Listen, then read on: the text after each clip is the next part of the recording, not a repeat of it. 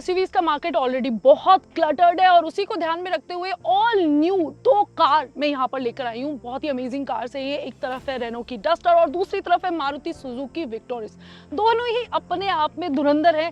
क्या क्या चीज़ें हैं जो आपको इसके अंदर मिलती हैं, क्या क्या चीज़ें नई हैं, किस तरीके से ये इस मार्केट को फाइट करेंगी, इसके बारे में हम पूरा डिटेल में बात करेंगे और लास्ट में हम वर्डिक्ट भी देंगे कि कौन सी बेहतर है और आपको कौन सी परचेस करनी चाहिए। तो बने रहिए इस वीडियो में और लेट्स स्टार्ट। थोड़ा सा अगर ब्रांड पोजीशनिंग की बात करें तो यहाँ पर डस्टर के आने से रेनो को बहुत ज़्यादा बूस्ट मिला है, क्योंकि बहुत टाइम से ज़रूरी था कुछ लेकर आना। ये ऑलरेडी एक आइकॉनिक कार रही है, काफ़ी प्रूवन कार रही है और जब ये थी पहले जब ये आई थी तब उस टाइम पे इतना ज़्यादा मार्केट में कंपटीशन नहीं था, इतना कॉम्पिटिटिव मार्केट नहीं था, तो ये काफ़ी अच्छा वर्क कर गई। लेकिन अब काफ़ी ज़्यादा ऑप्शंस मार्केट में है, तो ये कैसा वर्क करेगी ये आने वाले टाइम में पता चलेगा।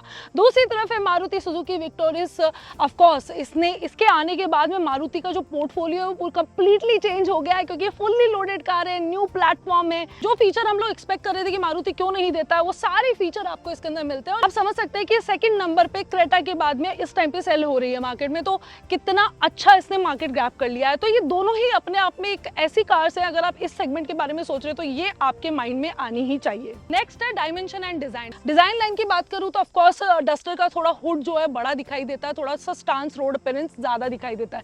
मैं लेंथ की बात करूं तो यहाँ पे लेंथ अमेजिंगली विक्टोरिस की ज्यादा है एज कम्पेयर टू डस्टर। लेकिन व्हील बेस की बात करूं तो आपको डस्टर के अंदर व्हील बेस ज्यादा मिलता है। इसका 215 mm का ग्राउंड क्लियरेंस मिलता है, प्लस यहाँ पर भी एम्पल ग्राउंड क्लियरेंस से अच्छा खासा ऑफ रोडिंग ये कर चुकी है। हमने इसको ड्राइव के टाइम पे किया था और बहुत प्रूवन है। फ्रंट में एलईडी पूरा सेटअप मिलता है। फ्रंट बम्पर बहुत ही ज़्यादा स्टर्डी है। डस्टर को एकदम कम्प्लीटली नया बना दिया गया है। विक्टोरिस भी ऑल न्यू है, सारी चीज़ें आपको मिलती है। रेयर कुछ इस टाइप का है, यहाँ पर भी इंटीग्रेटेड लाइट्स आपको मिलेंगी एंड विक्टोरिस के अंदर भी आपको इंटीग्रेटेड लाइट्स पूरी फ्रेम एक पूरी ट्यूबलाइट जैसा दिखता है। पीछे कुछ इस टाइप का स्टांस दोनों का मिलता है। अब देखो बहुत बड़ा फर्क आपको मिलेगा बूट स्पेस में। यहाँ पे आपको 440 लीटर का बूट स्पेस मिलता है विक्टोरिस में एंड डस्टर के अंदर सेगमेंट में सबसे बड़ा बूट स्पेस मिलता है 700 लीटर। मतलब it's a perfect family car.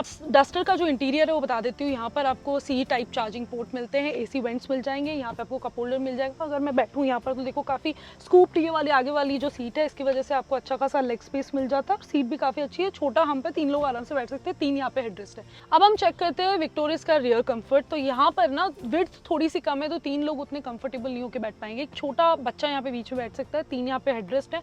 हालांकि 3 लोग बैठ सकते हैं, बहुत कंजस्टेड रहेंगे।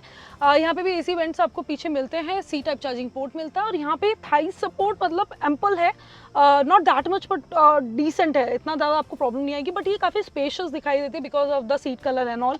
तो फैमिली के लिए इट्स कंफर्टेबल। अब यहाँ पे अगर इंटीरियर की बात करें तो डस्टर के अंदर मैं हूँ, ये पूरा कॉकपिट आपको मिलता है। पूरा ऐसा लगता है कि पर्सनल ड्राइवर ओरिएंटेड है।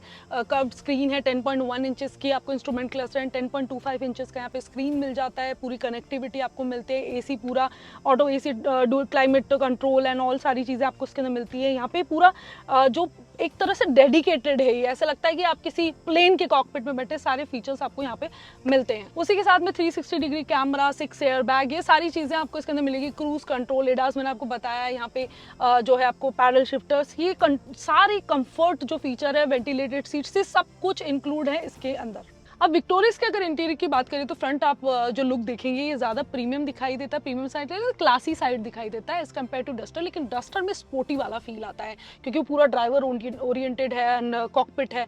यहाँ पे भी आपको 10.25 इंचेस की स्क्रीन मिलती है, 10.1 इंचेस की यहाँ पे इंस्ट्रूमेंट क्लस्टर मिलता है, हेड्सअप डिस्प्ले मिलता है, 360 डिग्री कैमरा मिलता है, कनेक्टिविटी मारुति जो कार कनेक्टिविटी वो मिलती है, वायरलेस चार्जर मिलता है, डुअल जोन एसी मिलता है।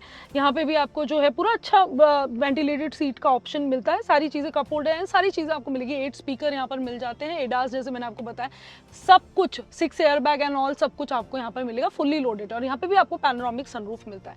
अब बात करते हैं इंजन परफॉर्मेंस एंड ड्राइवेबिलिटी की। तो यहाँ पे डस्टर की बात करें तो ऑफकोर्स ये प्रूवन है, ग्लाइड टेक्नोलॉजी आती है। 1 लीटर का आपको टर्बो पेट्रोल इंजन मिलता है, 1.3 लीटर का टर्बो पेट्रोल इंजन मिलता है। जो अभी हम चला रहे हैं 1.3 है। मज़ा आने वाला है आपको ड्राइव करने में, बहुत ही स्मूथ ड्राइविंग है, ईजी ड्राइविंग है। आप लॉन्ग ड्राइव पे ज़्यादा पसंद करते हैं जाना या हाईवेज पे ज़्यादा ड्राइव करते हैं तो this car is for you. दूसरी तरफ है विक्टोरिस जो प्रैक्टिकलिटी के तौर पर बहुत ही अमेजिंग है। मैं आपको रीज़न बता देती हूँ क्योंकि इसके पास में इंजन ऑप्शन ज़्यादा है। यहाँ पे 1.5 लीटर का आपको माइल्ड हाइब्रिड मिल जाता है, 1.5 लीटर का स्ट्रॉन्ग हाइब्रिड मिलता है, CNG ऑप्शन भी यहाँ पर मिल जाता है 1.5 लीटर का। सो इस टाइम जो पेट्रोल के क्राइसिस चल रहे हैं उसमें ये कार आपके लिए एक ब्लेसिंग साबित हो सकती है। दोनों की अगर मैं परफॉर्मेंस की बात करूँ तो यहाँ पे ये भी कम नहीं है, ऑफ रोडिंग के पर्पज़ से ऑल व्हील ड्राइव है, ये भी पूरा अच्छा परफॉर्मेंस करती है। अगर मैं डस्टर की बात करूँ तो दोनों अपनी अपनी जगह अच्छे हैं।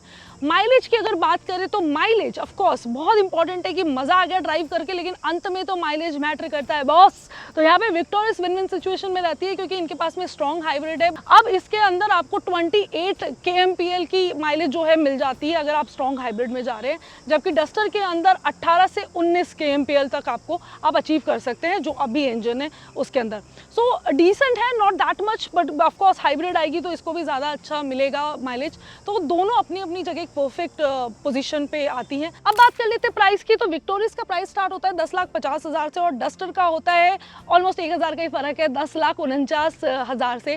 तो दोनों ही ऑप्शन जो है आपके प्राइस रेंज में आते हैं।